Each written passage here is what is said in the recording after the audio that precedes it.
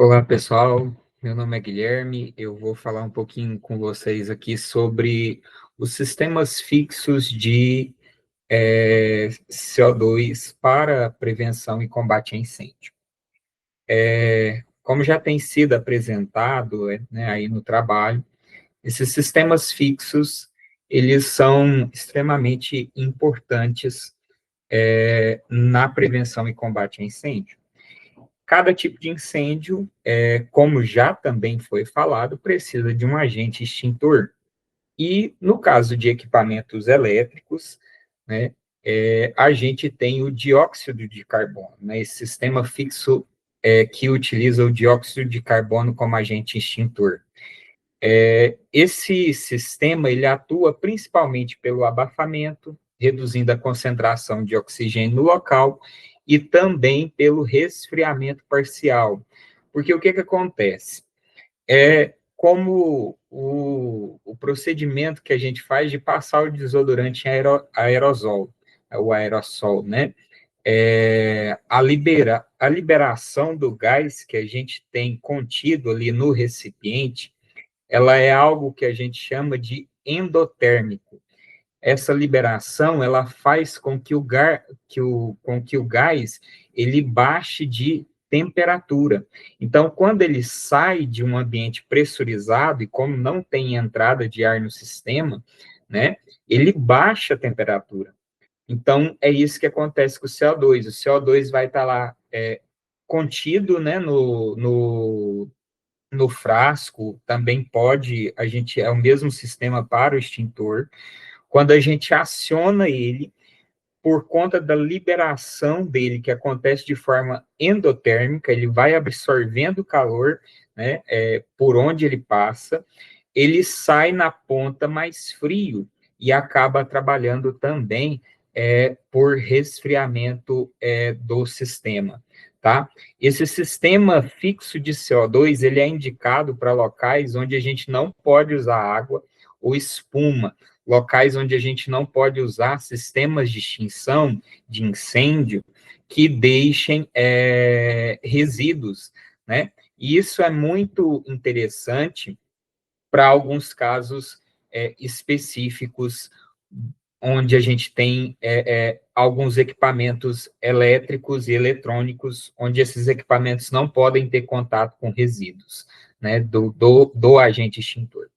Esse sistema ele é composto por vários cilindros de CO2 armazenados sobre alta pressão, tá? E aqui a figura ilustra, né, um sistema desses cilindros de CO2 ligados, né, numa rede fixa de combate a incêndio por CO2, tá? Onde a gente consegue ver os bocais aqui, também as tubulações que levam o gás.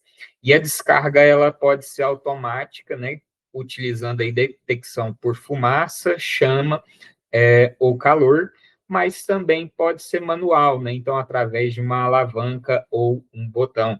Então, todas essas formas, né, são admissíveis.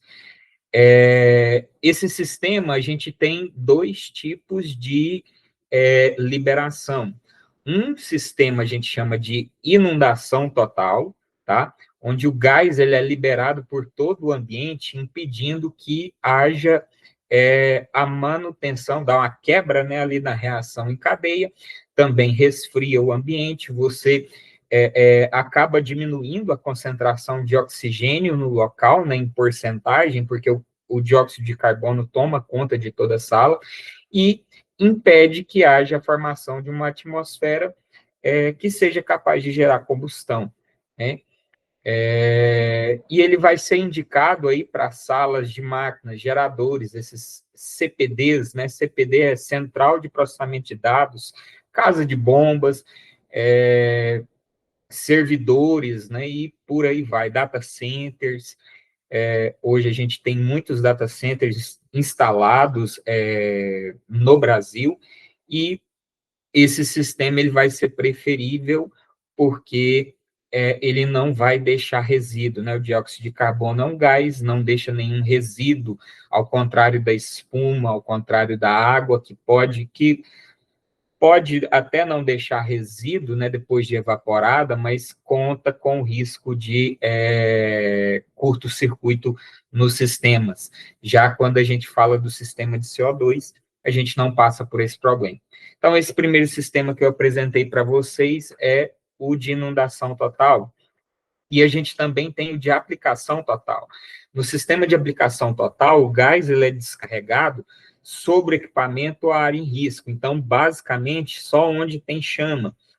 Ele não abrange todo o local, né? Esse sistema que ele é definido pela, eu acho que pela NT 26 ou 23, agora eu esqueci, tá? A norma técnica dos bombeiros, que vai falar sobre a utilização de gases em sistemas fixos de combate a incêndio. A gente também, como já falei um pouquinho, né? Então, salas de controle, CPDs, data centers, centrais telefônicas de telecomunicação, casa de bombas de incêndio vão utilizar esses sistemas de CO2, tá? Entre outras aplicações, em casos específicos, onde haja as vantagens, né, que o sistema de CO2 ele proporciona, tá? Aqui nesse próximo slide eu tenho um vídeo, tá? Que eu quero passar para vocês sobre como funciona esse sistema. Então, aqui vai mostrar de uma forma bem detalhada como é o uso, né? Como é esse sistema em funcionamento. Então, a norma ela prevê que haja um alarme, tá? Para que o pessoal que esteja ali naquele local tenha tempo de sair dali. Depois desse alarme é que o sistema ele vai ser acionado.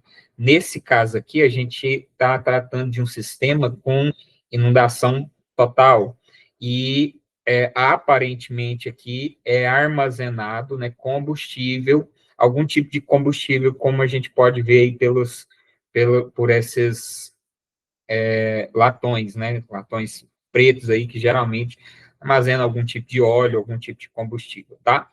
Vou passar aqui o vídeo, então.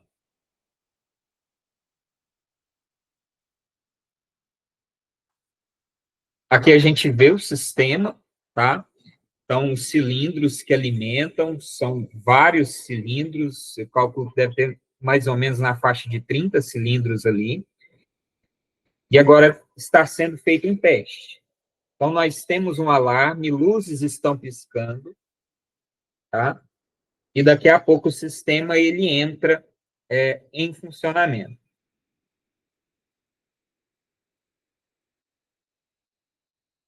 Então, é um alarme que chama bastante atenção para que as pessoas possam realmente sair, evacuar do local, né? Sair do local, para que o sistema possa funcionar. E aí é liberado o CO2. Tá? Então, ele impede que haja a continuação do fogo, né? Haja combatendo tanto pelo resfriamento, como retirando o comburente, né, da mistura aí, certo? E aí a gente consegue ver claramente que ele toma conta do local. É um sistema muito eficiente, a atuação dele é muito rápida, né? E nesse caso aí eu creio que é um sistema automático também.